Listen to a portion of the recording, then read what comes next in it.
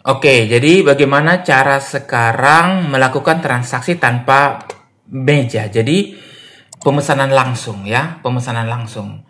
Jadi kalau kita lihat di sini, ini kan meja.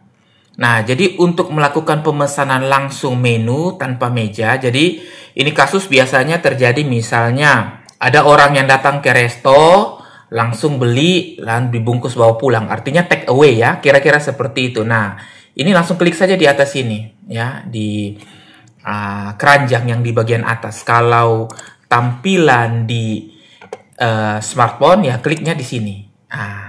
Oke. Kalau tampilan di tablet kliknya di sini. Maka langsung keluar pesanan baru. Nah, seperti itu. Jadi misalnya dia ingin membeli additional beef bacon ya. Nah, seperti ini. Additional beef bacon. Nah, lalu klik simpan. Misalnya karena dia take away ya tanpa PB1 dan service charge. Nah, tinggal klik saja di sini. Tanpa PB1 dan service charge. Lalu klik simpan. Berarti totalnya 20.000 tanpa PB1 dan service charge. Nah, di sini juga kita bisa pilih pelanggan. Pelanggannya pelanggan tertentu atau pelanggan umum ya. Nah, seperti itu. Jadi kalau kita tidak pilih pelanggannya, berarti kan dia masuk sebagai pelanggan umum. Nah, di sini coba kita klik langsung bayar. Oke, jadi tanpa open bill juga bisa. Atau kita open bill dulu biar supaya dipesan ke Kitsen. Kan tidak mungkin ya langsung di bawah ya, karena menunya harus diproses dulu. Jadi klik di open bill ya, seperti itu. Jadi klik open bill. Nanti open bill ini akan proses ke dapur. Misalnya namanya opsional ya, nama Agus misalnya contoh ya. Agus take away misalnya begitu ya. Take away atau Agus saja. Nah, klik di proses bill. Nanti akan di print di checker dan juga di printer kasir. Nah, apabila sudah selesai diproses dan sudah dibungkus oleh bagian dapur dan siap dan dapur menyerahkan ke kasir, maka kasir akan klik di sini di titik 3 garis 3 lalu open bill ya. Nah, di open bill ini baru langsung dilakukan pembayaran. Nah, di sini juga di garis 3 ini bisa diubah atau dibatalkan atau cetak bill. Nah, seperti itu. Jadi, pada saat pembayaran, nah tinggal klik bayar. Nah, seperti ini ya. Misalnya bayar pakai uang pas 20.000. Nah, uang pas 20.000, klik bayar. Nah, seperti itu. Nah, klik selesai atau mau cetak juga tidak masalah. Nah, jadi open bill ini kita kembali lagi ya. Nah, berarti ini bisa kembali ke pesanan baru. Ya. Nah, pesanan baru bisa kembali ke meja lagi. Nah, seperti itu. Jadi meja yang ada di sini ya. Nah, oke. Nah, bagaimana transaksi dari seated menjadi take away juga sebenarnya bisa. Nah, jadi contohnya begini. Datang misalnya Mr. Tony. Nah, Mr. Tony ambil N8 ya, nomor N8. Ini Mr. Tony ambil N8. Nah, berarti posisinya di seated ya. Nah, seated, klik di tanda tambah. Misalnya namanya Tony. Nah, kita buat sini nama Tony. Nah, kemudian tidak ada Tony sebelumnya. Tapi kalau saya masukin Budi pasti ada ya. Misalnya saya masukin Budi. Nah, maka akan ada sugestinya. Karena sebelumnya Budi sudah pernah transaksi. Oke, misalnya di sini saya ubah saja Tony. Nah, Tony tidak ada customer.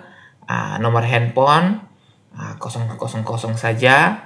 Ya, seperti itu. Klik selesai. Misalnya dia ambil nomor mejanya N08 ya. Dia ambil mejanya N08, saya simpan. Setelah itu dia pesan makanan ya. Nah, klik simpan. Nah, N08 sudah tersedia nih. Terisi ya. Nah, kemudian dia akan memesan makanan. Nah, dia memesan makanan.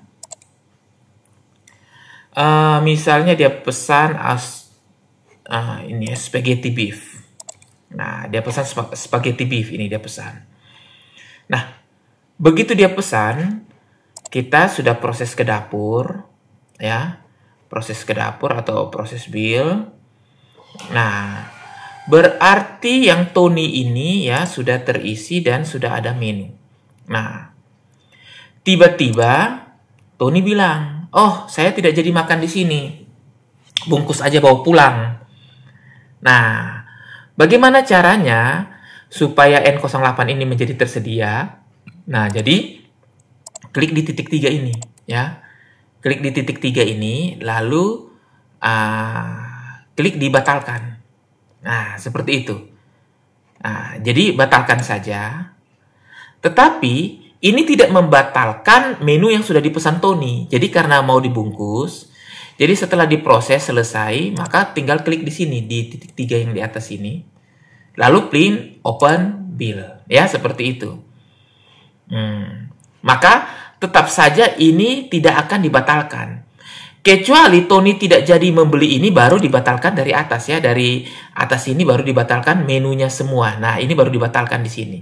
Tetapi jika itu hanya berubah dari dine in menjadi take away, maka ini tetap bisa dibayar. Nah, seperti itu. Jadi, ini tetap dibayar oleh Tony. Nah, jadi kalau kita lihat di sini, tetap saja si Tony kena service charge dengan PB1 walaupun dia take away. Karena apa? Karena sebelumnya Tony ya sudah melakukan pemesanan lewat dine in. Nah, seperti itu. Makanya tetap saja di sini PB1 dan service charge dikenakan. Kenapa? Kecuali begini, kecuali dia kita batalkan dulu ya. Kita batalkan baru dipesan ulang lagi lewat contoh sebelumnya pemesanan tanpa meja supaya dia bisa bebas service charge dan juga PB1. Nah, seperti ini. Tapi kalau misalnya tidak, berarti dia konsekuensinya dia tetap harus membayar service charge dengan PB1-nya ya, seperti itu. Berarti proses perubahan dari take away dine in menjadi take away ya, seperti itu. Jadi kalau kita lihat di sini, maka di faktur penjualan ya.